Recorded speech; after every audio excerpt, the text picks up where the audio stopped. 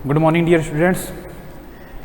कल आपका लेक्चर चल रहा था probability and chi square test पर। तो अपने प्रोबेबिलिटी यानी कि प्रायिकता को कंप्लीट कर लिया था। आज अपने देखेंगे chi square test. Chi square test का अपने जेनेटिक्स में क्या योगदान है, इसका कैसे इस्तेमाल किया जाता है, क्या इसकी विशेषता है, तो इसके बारे में आज अपने डिस्कस करेंगे। सबसे पहले देखते हैं काई स्क्वायर टेस्ट होता है क्या है। जब हम आनुवंशिक समस्याओं का अध्ययन करते हैं तो प्राय यह देखा जाता है कि परीक्षण से प्राप्त आंकड़ों के परिणाम प्रत्याशित परिणामों से थोड़ा बहुत भिन्न होते हैं तथा प्राप्त आंकड़ों को देखकर यह परिणाम नहीं निकाला जा सकता कि प्राप्त और प्रत्याशित आंकड़ों में जो अंतर है वह वातावरणीय कारक के कारण है अथवा आनुवंशिक कारकों के कारण है। जब हम आनुवंशिक मतलब जो भी अपने करते हैं प्रयोग वगैरह ऑब्जर्वेशन वगैरह करते हैं तब हमें जो आंकड़े प्राप्त होते हैं, जो अपने एक्सपेरिमेंट किया है, जो अपने प्रयोग किया है, उससे जो आंकड़े प्राप्त होते हैं, एक होते हैं जो एक्सपेक्टेड प्रत्याशित यानी अनुमानित आंकड़े। जैसे मेंडल के अकॉर्डिंग 3:1 जो रेशो होता है लंबे और मोटे पौधों के अंदर अपने क्रॉस कराएं तो अपने को जो F1PD मिलेगी, उसके बाद में उसका सेल्फ पॉलिनेशन कराएंगे तो नेक्स्ट जनरेशन के जितने पौधे होंगे, मानो 500 पौधे आपने लिए हैं तो आप उसका प्रत्याशित आंकड़े ये लगाओगे 500 में से 3:1। इस प्रकार जैसे मानो 400 प्लांट है, यहाँ पर 400 प्लांट आपने लिए तो 400 में से 300 प्लांट आप लंबे मानोगे और 100 प्लांट आप क्या मानोगे, बोने प्लांट मानोगे। तो ये क्या है, प्रत्याशित आंकड़े हैं, आपने एक्सपेक्टेड किया है। और जो आपको प्राप्त आंकड़े हैं, ऑब्जर्व्ड डाटा है, वो उससे इसी रेशो में फॉलो करते हैं या नहीं करते हैं। तो इसके लिए अपने कौन सा टेस्ट करते हैं, काई स्क्वायर टेस्ट किया जाता है। मतलब ये जो अपने डाटा ऑब्जर्वेशन प्राप्त हुई है वो इसी के अकॉर्डिंग है या इससे थोड़ा डिफर है। तो अगर इसी के अकॉर्डिंग है, थोड़ा बहुत इसमें डिफरेंस पाया जाता है तो अपने उसमें वातावरणीय कारक इन्वॉल्व मानते हैं। थोड़ा बहुत वातावरण इन्वायरमेंटल का इफेक्ट पड़ सकता है, जलवायु प्रभाव की वजह से कुछ प्लांट हो सकता है इधर उधर हो गए हों। लेकिन इससे अगर ज़्यादा इससे काई स्क्वायर टेस्ट अगर नहीं सेट बैठता, इसमें नहीं अगर पूरा कंप्लीट होता है सही अनुसार, तो इसमें हमें आनुवंशिक कारण मानते हैं। भाई ये जो अपने डाटा है इसके अकॉर्डिंग नहीं, तो इसका मतलब हो सकता है अपने लिंकेज हो सकता है कोई अदर कारक इसमें इन्वॉल्व हो। तो इस सभी की जांच करने के लिए अपने क्या करते हैं, काई स्क्वायर टेस्ट किए जाते हैं। काई स्क्वायर टेस्ट में जो अपने काई स्क्वायर जो मान निकलता है उसको एक टेबल वैल्यू होती है, उसके अकॉर्डिंग इसमें देखा जाता है। अगर टेबल वैल्यू के से अपने जो मान है वो कम है तो अपने इनको डाटाओं को नॉन सिग्निफिकेंट मानते हैं, मतलब इनमें जो अंतर है वो सार्थक नहीं है। और अपने जो एक नल हाइपोथेसिस होती है, इसमें निराकरणीय परिकल्पना करते हैं। वो क्या होती है, क्योंकि इसमें शुरुआत में अपने मान लिया जाता है भी जो अपने ऑब्जर्व डाटा हैं, यानी कि जो अपने को जो डाटा ऑब्जर्व किए हैं और जो प्रत्याशित आंकड़े हैं, एक्सपेक्टेड डाटा हैं, उनमें कोई अंतर नहीं है। अगर थोड़ा बहुत अंतर है तो वातावरण प्रभाव के कारण ही होगा। अब इसमें देखते हैं काई वर्ग की परिभाषा क्या है। काई वर्ग परीक्षण एक संख्याकी है, यानी कि इसको स्टैटिकल टेस्ट बोलते हैं। स्टैटिक्स में आपने पढ़ा होगा तो स्टैटिक्स में इस टेस्ट का काफ़ी मतलब अहम रोल है। तो इसी प्रकार इसको स्टैटिकल है टेस्ट बोलते हैं, जिसका प्रयोग यह निर्धारण करने के लिए किया जाता है कि किसी परीक्षण से प्राप्त आंकड़े यानी कि ऑब्जर्व डाटा, इसको ओ लिखते हैं जनरली काई स्क्वायर टेस्ट में, और पूरा नाम होता है इसका ऑब्जर्व डाटा या फ्रीक्वेंसी के विभिन्न वर्ग एक निश्चित प्रत्याशित, ये यहाँ पर ये नहीं है, प्रत्याशित अनुपात में है अथवा नहीं है। प्रत्याशित यानी कि एक्सपेक्टेड, जो अपने को एक्सपेक्टेड अनुपात है, जैसे मोनो हाइब्रिड क्रॉस के लिए 3:1 होता है, डाई हाइब्रिड क्रॉस के लिए 9:3:1, ये जो अपना रेशो होता है इसके अंदर है या नहीं है, इस चीज़ की अपने क्या करते हैं, इसमें इस चीज़ का परीक्षण करते हैं काई स्क्वायर टेस्ट के अंदर। तो अपने डिफरेंट क्रॉस होते हैं। अगर अपने जैसे टेस्ट क्रॉस करते हैं तो टेस्ट क्रॉस में अपने को 1:1 रेशो मिलता है। तो इन चीज़ों को जनरली चेक करने के लिए अपने क्या करते हैं, इसका इस्तेमाल किया जाता है। इसी अनुपात में है ये नहीं, अगर नहीं है तो इसमें अदर फैक्टर इन्वॉल्व हो सकते हैं। तो हो सकता है इसमें लिंकेज वगैरह का रोल हो या कोई अदर कारक है इसमें इन्वॉल्व हो। तो देखिए यहाँ पर this is a test of significance, यानी कि सार्थकता, in which he used to test the significance of difference between observed and expected frequencies और रेशो। किसके द्वारा डेवलप किया गया था, ये कार्ल पियर्सन जो मैथमेटिशियन थे उनके द्वारा ये टेस्ट दिया गया था। ये भी इसमें ध्यान रखने वाली बात है। अब इसके देख ले फॉर्मूला क्या होता है। तो इसको ये जो है इसको बोलते हैं काई वर्ग, इसकी ये जो है एक्स स्क्वायर के रूप में लिखा जाता है, इसको काई वर्ग बोलते हैं। ये निशान समेशन का है, यानी कि जोड़ का, सभी वर्गों का जोड़ होता है, ये सभी वर्गों का जोड़। ये ऑब्जर्व डाटा जो अपने आंकड़े किए हैं ऑब्जर्व, ये एक्सपेक्टेड डाटा है यानी कि प्रत्याशित आंकड़े। ऑब्जर्व डाटा होते हैं प्राप्त आंकड़े या प्राप्त आवृत्ति, एक्सपेक्टेड यानी कि प्रत्याशित आवृत्ति, इनकी स्क्वायर है बटे में क्या है प्रत्याशित आवृत्ति का, इसमें डिवाइड करके इन सबका समेशन करते हैं तो अपने को का स्क्वायर एक वैल्यू प्राप्त होती है और उस वैल्यू को अपने टेबल वैल्यू से इसमें टेस्ट किया जाता है, उसकी जांच की जाती है। अब इसके देखते हैं application of chi square test. Chi square test होता है उसका किस में इस्तेमाल किया जाता है, जेनेटिक्स में क्या इसका रोल है वो इसमें देखते हैं। तो पहला इसका है to test the validity of various segregation ratio. जो अपने को डिफरेंट अपने टेस्ट करते हैं, मोनो हाइब्रिड टेस्ट हो, डाई हाइब्रिड टेस्ट हो, ट्राई हाइब्रिड टेस्ट हो, तो उसमें अपने को जो अपने को सेग्रीगेशन रेशो मिलते हैं, जैसे मोनो हाइब्रिड टेस्ट में अपने को ये रेशो मिलता है, डाई हाइब्रिड टेस्ट में अपने को ये रेशो मिलता है, टेस्ट क्रॉस में अपने को ये रेशो मिलता है। तो ये जो रेशो मिलते हैं अपने को ये क्या होते हैं अनुपात होते हैं, जैसे ये लंबा पौधा और बोने पौधा का ये जो डबल जीन लेकर चलते हैं तो इसमें ये अनुपात अपने को प्राप्त होता है। तो ये अनुपात का क्या करते हैं इसमें अपने सेग्रीगेशन रेशो को अपनी वैलिडिटी चेक करते हैं भी ये इसमें सही है या नहीं है।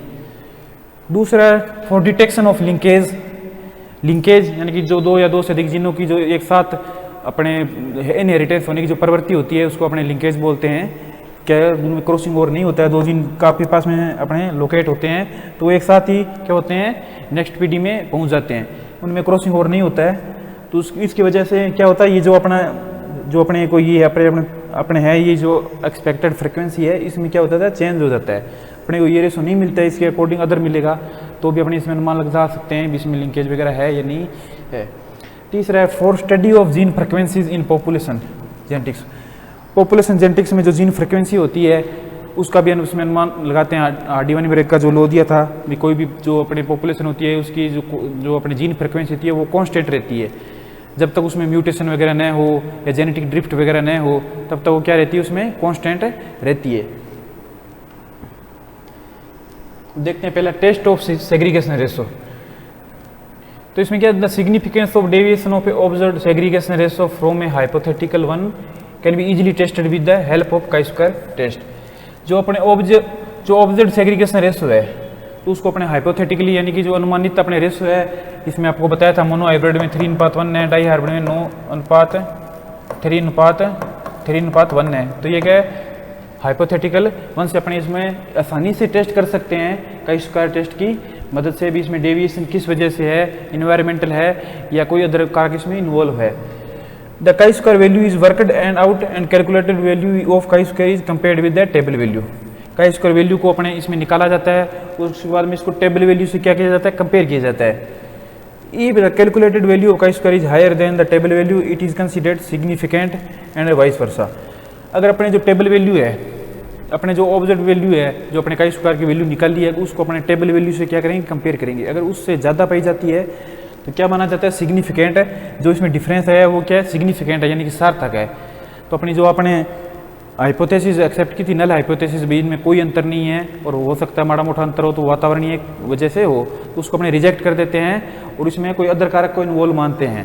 तो इस प्रकार ये इसका अपने इसमें एक एग्जाम्पल के थ्रू अपनी सारी इसकी प्रोसेस को समझेंगे। अगला detection of linkage. There are two method which are commonly used for detecting presence of absence of linkage in the plant breeding and genetics. The test are method F2 segregation. Test cross. Test cross का मतलब होता है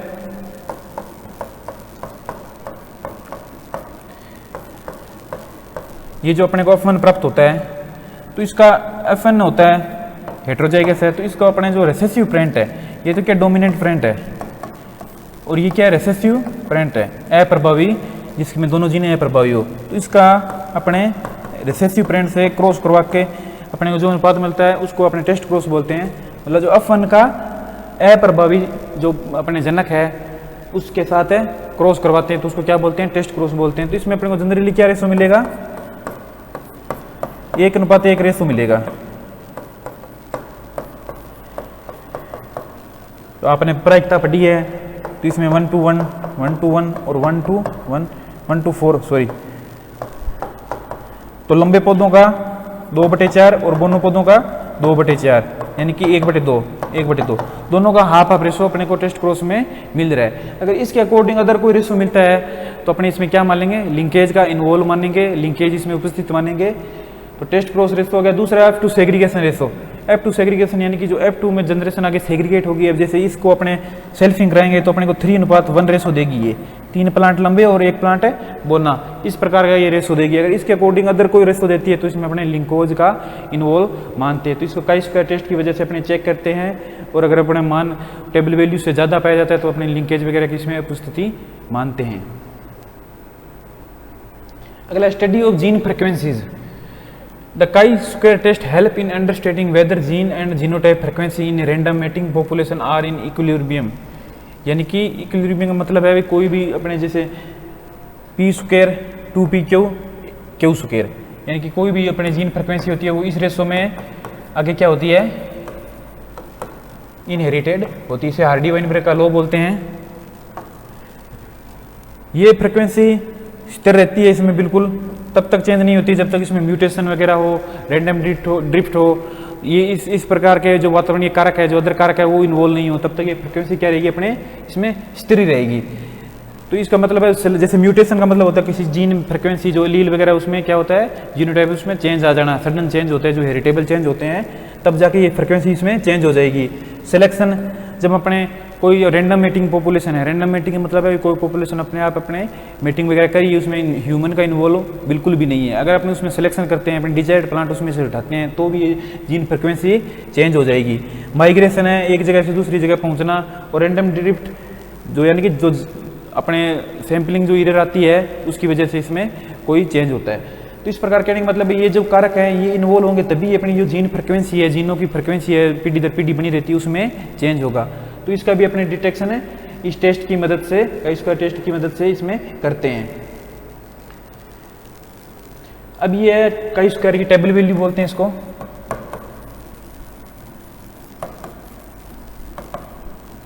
chi square table है, इसमें ये different probability level है, level of significance बोलते हैं। इसमें 5%, 10%, 0.5% इस प्रकार इनमें लेवल ऑफ सिग्निफिकेंस होते हैं डिफरेंट। और ये क्या होते हैं, डिग्री ऑफ फ्रीडम। इसको क्या बोलते हैं, डिग्री ऑफ फ्रीडम बोलते हैं। अब देखो डिग्री ऑफ फ्रीडम होता है क्या है, डिग्री ऑफ फ्रीडम, स्वतंत्रता की कोटि।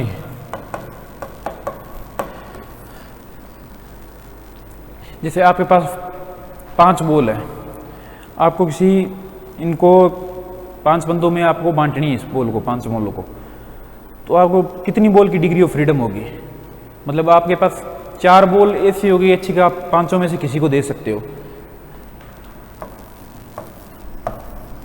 ये 5 बॉल है और ये क्या है, 5 बंदे हैं। आपने ये बॉल है, आपके पास सिलेक्शन करने का मौका आप किसी को भी दे सकते हैं। मानो आपने ये बॉल इसको दे दी, ये बॉल क्या है आपने इसको दे दी, ये बॉल भी आपको 3 बंदे उसमें आप किसी को भी दे सकते हैं, ये बॉल भी आप 2 बंदों में से किसी को भी दे सकते हैं। लेकिन जो लास्ट बॉल है वो अपने आप इसके पास चली जाएगी, इसके पास आपका कोई हक नहीं है आपको इसमें सिलेक्शन करने का या आप किसी को देने का, ये अपने आप इसमें चली जाएगी। तो इसको बोलते हैं स्वतंत्रता की कोटि या डिग्री ऑफ फ्रीडम। तो ये हमेशा क्यों, जैसे n-1 होती है, हमेशा n-1 होती है। n यहाँ पर क्या है, अपने पास 5 बॉल थी तो 5-4, तो क्या 5-1 सॉरी, तो क्या ये स्वतंत्रता की कोटि 4, मतलब 4 आपके पास बॉल ऐसी होगी जिसे आप है 5 में अपनी मनमर्जी से या अपने ये ऐच्छिक रूप से आप किसी को वितरित कर सकते हैं। जो अंतम एक बॉल है वो अपने आप स्वतः ही उसके पास है चली जाएगी। इसी प्रकार अपने जो मेंडल के रूल वगैरह देखते हैं तो इसमें जो अपने वर्ग बनाते हैं फिनोटाइप वर्ग, इसमें लंबे पौधे, बोने पौधे या डाई हाइब्रिड क्रॉस में अलग अलग बनते हैं, जैसे अपने गोल और झुरीदार, गोल और हरे, गोल और पीले, झुरीदार और हरे और झुरीदार और पीले। तो ये 4 क्या बनेंगे, इसमें वर्ग बन गए। तो इसकी चारों की अपने निकालनी हो तो स्वतंत्रता कोटि क्या होगी, 4-1 बराबर 3। तो जो डाई हाइब्रिड क्रॉस बनाते हैं मेंडल का, डाई हाइब्रिड क्रॉस में जो अपने रेशो मिलता है 9:3:3:1, तो उसमें हमेशा स्वतंत्रता की कोटि क्या होती है, 3 होती है। और मोनो हाइब्रिड क्रॉस होता है तो उसमें स्वतंत्रता की कोटि n-1 बराबर 1 होगी हमेशा, क्योंकि अपने पास 2 ही वर्ग होंगे, लंबे पौधे, बोने पौधे, या गोल पौधे या झुरीदार पौधे। तो दोनों में से 2-1, तो अपने को स्वतंत्रता की कोटि क्या होगी, 1 होगी। इसमें एक होता है लेवल ऑफ सिग्निफिकेंस, इसे 5% अपने इस प्रकार इसमें टेबल वैल्यू के अकॉर्डिंग लेवल ऑफ सिग्निफिकेंस का चेक करते हैं, टेबल वैल्यू के अकॉर्डिंग। ये है ना यहाँ पर जैसे अब ये जैसे 5% बोलते हैं इसको, 5% लेवल ऑफ सिग्निफिकेंस। मतलब अपने कोई भी अपने एक्सपेरिमेंट कर रहे हैं तो उसमें जो डेविएशन आने के चांस होते हैं, ये नहीं कि अपना प्रयोग बिल्कुल सफल हो उसमें डेविएशन, तो इसमें 5% पहले ही मान लिया जाता है भी अपनी इसमें त्रुटि वगैरह है, उसी के अकॉर्डिंग 5% ये देखते हैं। उसके बाद में ये डिग्री ऑफ फ्रीडम देखते हैं। जैसे अपने पास मोनो हाइब्रिड क्रॉस है तो डिग्री ऑफ फ्रीडम अपनी क्या होगी 1, डाई हाइब्रिड क्रॉस में डिग्री ऑफ फ्रीडम अपनी क्या होगी 3। इस जैसे अब डाई हाइब्रिड क्रॉस कोई कर रहे हैं उसकी अपने 5% प्रोबेबिलिटी पर अपने टेबल वैल्यू देखेंगे, तो टेबल वैल्यू क्या होगी, ये होगी इसकी। मोनो हाइब्रिड क्रॉस में ये टेबल वैल्यू होगी 5% पर। इस प्रकार इसकी टेबल वैल्यू चेक करते हैं अपने, और इस प्रकार जैसे अपने डिग्री ऑफ फ्रीडम 5 प्राप्त हो रही है तो इसकी टेबल वैल्यू 5% प्रोबेबिलिटी लेवल पर देखेंगे तो अपने को 11.070 ये अपने टेबल मान प्राप्त होगा। और जो अपने काई स्क्वायर का मान है उसको इससे कंपेयर करेंगे, इससे ज़्यादा है या कम। अगर ज़्यादा पाया जाता है तो क्या होता है, जो डिफरेंस है, जो ऑब्जर्व डाटा है, जो अपने ऑब्जर्व किए डाटा को प्राप्त डाटा किए हैं, एक जो एक्सपेक्टेड डाटा है, प्रत्याशित डाटा है जिसे हमने अनुमान लगाया है क्रॉस के अकॉर्डिंग, उनमें जो अंतर है वो क्या है, सार्थक है। मतलब उसमें कोई वातावरणीय फैक्टर या अपने प्रोबेबिलिटी की वजह से कोई अंतर नहीं है, कोई अदर कारक इसमें इन्वॉल्व है। अगर ये मान अपने को कम प्राप्त होता है टेबल वैल्यू से, जो अपने काई स्क्वायर का मान प्राप्त किया वो अगर कम होता है तो क्या है, सार्थक नहीं है अंतर, और अपने जो नल हाइपोथेसिस होती है उसको अपने इसमें मान लेते हैं।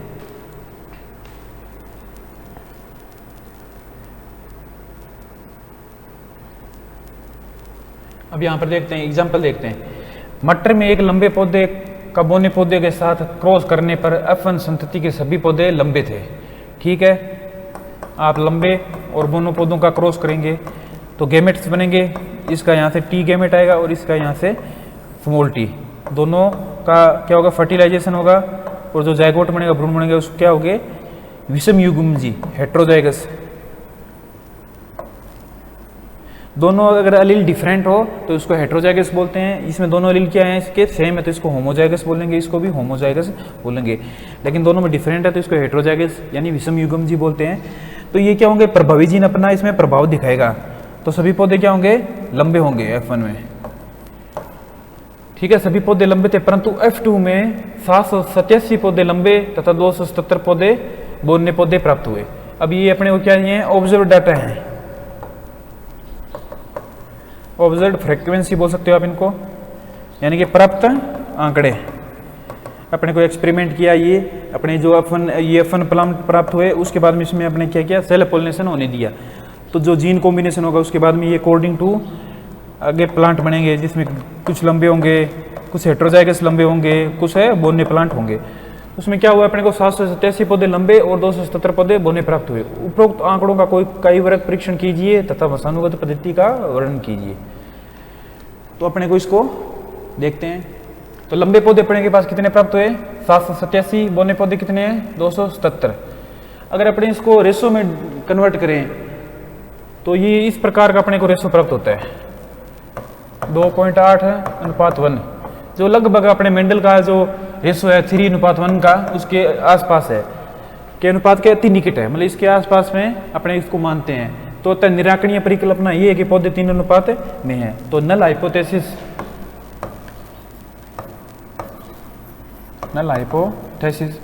क्या है, इसमें निराकरणीय परिकल्पना बोलते हैं। इसमें ये अपने एज्यूम करते हैं, इसमें मानते हैं भी अपने को जो ऑब्जर्व डाटा है वो क्या है, इसी अनुपात में है, इनमें कोई अंतर नहीं है। अगर है थोड़ा बहुत डिफरेंस तो वो क्या वातावरणीय कारक की वजह से हो सकता है, मतलब नॉन सिग्निफिकेंट इसमें अपने इनको मानते हैं, अंतर को नॉन सिग्निफिकेंट, नॉन मतलब सार्थक नहीं मानते अंतर को।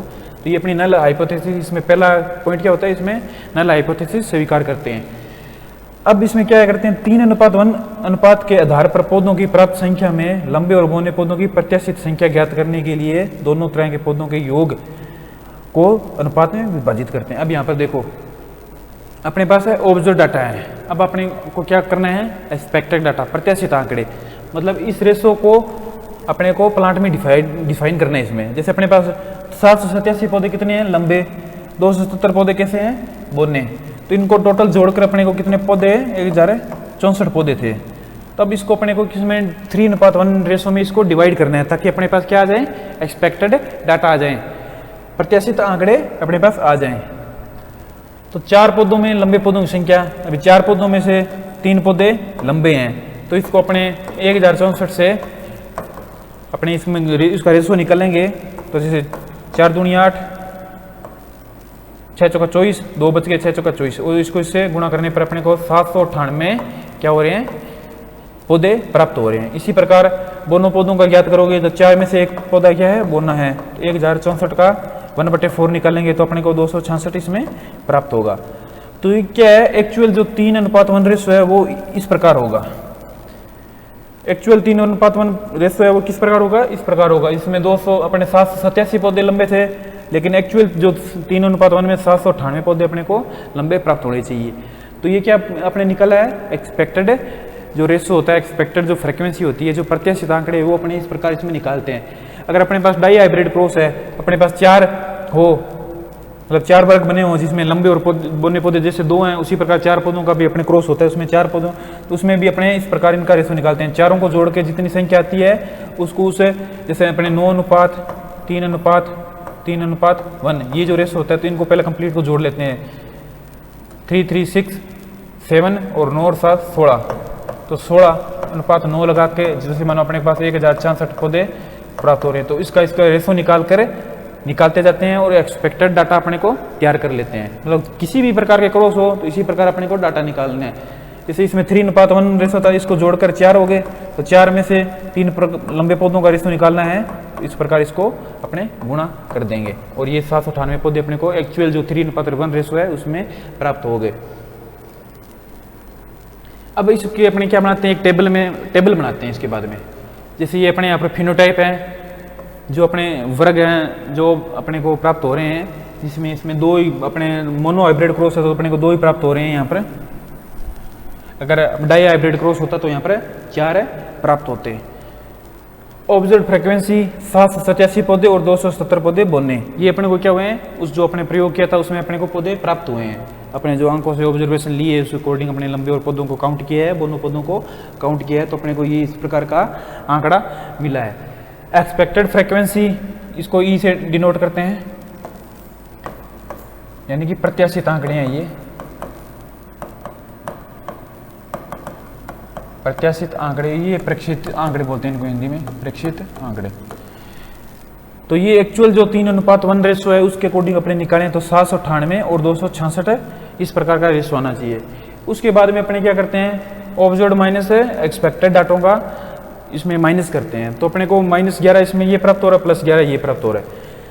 798 और 787, तो 787 माइनस 798, तो -11 इसमें बच रहे हैं और इसमें +11 बच रहे हैं। एक बात ये ध्यान रखना है, चाहे आप डाई हाइब्रिड क्रॉस में निकालो, चाहे किसी भी क्रॉस में, try hybrid, tetra hybrid cross में निकालो, इसका जो मान होगा वो हमेशा 0 आएगा। अगर ये 0 नहीं आ रहा है तो आप यहाँ कैलकुलेशन में क्या हो रही है, गलती हो रही है। तो ये मान हमेशा इसमें 0 आना चाहिए। उसके बाद में जो सारणी उसका अगला नेक्स्ट स्टेप है, ऑब्जर्व माइनस एक्स अपने कर लिया था, जो अपने को -11 प्राप्त हुए, इसका क्या करना है, वर्ग करना है। यहाँ पर क्या ये स्क्वायर है, इसको वर्ग करना है। वर्ग करेंगे तो अपने को 121 प्राप्त होगा, 121 प्लस का प्राप्त होगा। उसके बाद में इसमें क्या करना है, बटे में एक्सपेक्टेड डाटा, जो यहाँ पर 798 अपने ये निकला ना, ई एक्सपेक्टेड डाटा, तो इसके बटे में ई लगाना 798। इसी प्रकार 121 उसका +11 प्राप्त हुआ तो इसका अपने स्क्वायर किया तो 121 प्राप्त हुआ, और उसके बटे में एक्सपेक्टेड डाटा कितने हैं, 266 हैं यहाँ पर इसके, तो ये 266 इसके बटे में लगा दिया। और उसके बाद में इनका क्या करना है, ये समेशन करना है। तो जो अपने का स्क्वायर का जो फॉर्मूला था उसी अकॉर्डिंग चल रहे हैं। ऑब्जर्व डाटा निकाले, उसके बाद में एक्सपेक्टेड डाटा निकाले, फिर इसका इनका माइनस किया, जो वैल्यू आ रही है उसको स्क्वायर किया, और उसके बाद में इसमें एक्सपेक्टेड डाटा का डिवाइडेशन किया, और उसके बाद में इनका समेशन किया। तो इसका जो कर रहे हैं ये पॉइंट है 15-16 प्राप्त हो रहा है, ये पॉइंट 45-48 इसका प्राप्त हो रहा है। तो ये अपने करने पर ये जो मान 2 आंकड़े आ रहे हैं, अब इनका क्या करेंगे, एक कंप्लीट का स्क्वायर वैल्यू निकालेंगे, तो इनको क्या कर देंगे, जोड़ देंगे। पॉइंट 15-16 और पॉइंट 45-48 का अपने योग करेंगे तो अपने को क्या प्राप्त होगा, पॉइंट 606, पॉइंट 606। ये अपने को क्या है, एक का स्क्वायर वैल्यू प्राप्त होगी, जो अपने एक्सपेरिमेंट किया है उसकी एक का स्क्वायर वैल्यू इसमें यहाँ पर अपने को प्राप्त होगी। अब इसमें क्या करते हैं, कई वर्ग की परिकलित मान जो अपने को मान प्राप्त हुआ है दृश्य प्रूफ के कुल 2 वर्गों है, अतः स्वतंत्रता की कोटि 2 - 1 यानी कि 1 होगी। जो डिग्री ऑफ फ्रीडम आपको समझा दी क्या होती है डिग्री ऑफ फ्रीडम है, इसकी क्या होगी, जो मोनो हाइब्रिड क्रॉस अपने पास दृश्य प्रूफ के कुल 2 वर्ग हैं, लंबे और बोने, तो 2 ही वर्ग हैं, तो डिग्री ऑफ फ्रीडम क्या होगी n-1 होती है। n की जगह जहाँ पर जितने वर्ग हो, जितने अपने पास क्लास हो, उसको n बोलते हैं। तो यहाँ पर 2 है तो 2 - 1 यानी कि 1 डिग्री ऑफ फ्रीडम। इसी प्रकार अपने जो अपने डाई हाइब्रिड क्रॉस करेंगे तो उसमें अपने को 4 प्राप्त होंगे, 9:3:3:1 रेशो वाले होते हैं। तो इसी प्रकार अपने 4 उसमें लेते हैं तो 4 - 1 यानी कि 3 डिग्री ऑफ फ्रीडम अपने को इसमें प्राप्त होगी। तो ये होती है degree of freedom.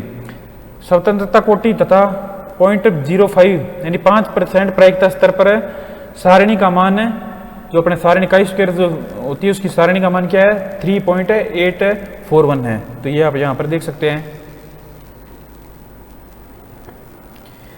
Degree of freedom 1 देखनी है, 5% प्रायिकता स्तर पर देखना है तो 3.841। तो ये अपने क्या है टेबल वैल्यू है। इसी प्रकार इसमें देखते हैं तो जैसे डिग्री ऑफ फ्रीडम अगर पास 3 हो तो ये अपने मान देखेंगे, डिग्री ऑफ फ्रीडम 4 हो तो ये मान चेक करेंगे। इस प्रकार इसमें 5% प्रायिकता स्तर पर अपने मान निकालते हैं टेबल का।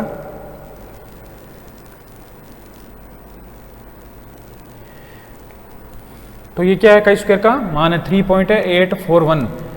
तो इसके बाद में अपने इसमें क्या निकालते हैं रिजल्ट, निष्कर्ष इसमें अंत में लिखते हैं। स्वतंत्रता कोटि तथा 5% यानी कि 0.5% प्रायिकता होती है, उसको अपने ऐसे भी लिख सकते हैं 5/100 तो 0.05। तो ये इसमें डिवाइडेशन करेंगे तो ये प्राप्त होगा। प्रायिकता स्तर पर परिकलित कई वर्ग मान 0.606 सारणी मान यानी कि टेबल वैल्यू जो अपने टेबल वैल्यू देखी थी उसके मान से इसका मान क्या है 3.841 से बहुत कम है। क्या इसको अपने मान क्या प्राप्त हो रहा है, कम प्राप्त हो रहा है। अतः प्रेक्षित तथा प्रत्याशित आवृत्तियों में, प्रेक्षित यानी कि ऑब्जर्व्ड डाटा जो अपने को दिए हुए होंगे, प्रत्याशित जो अपने उस अनुपात को जो अपने पास दिए हुए डाटा उनको जोड़ के उस अनुपात में निकालेंगे। प्रत्याशित आवृत्तियों में विचलन जो डेविएशन है, हल्का फुल्का अंतर है, तो वो क्या संयोगवश है और दोनों में सार्थक अंतर नहीं है, यानी कि नॉन सिग्निफिकेंट है। दोनों में डिफरेंस क्या है, नॉन सिग्निफिकेंट, नॉन सिग्निफिकेंट, सार्थक अंतर नहीं है। अतः उपरोक्त क्रॉस में 3:1 अनुपात को निराकरणीय परिकल्पना सही है।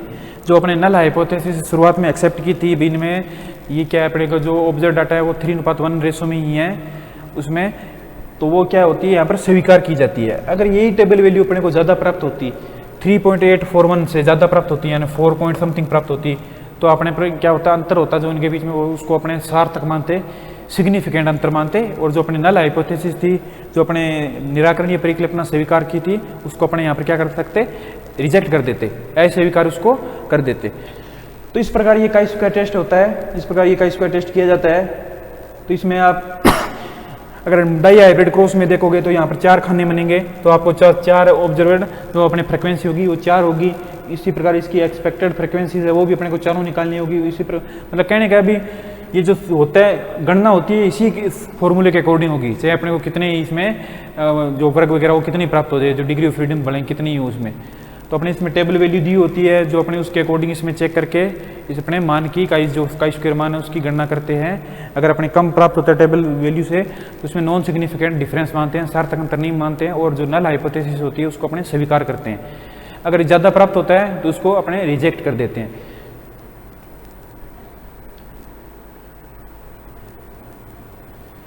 तो ये था अपने chi-square टेस्ट था।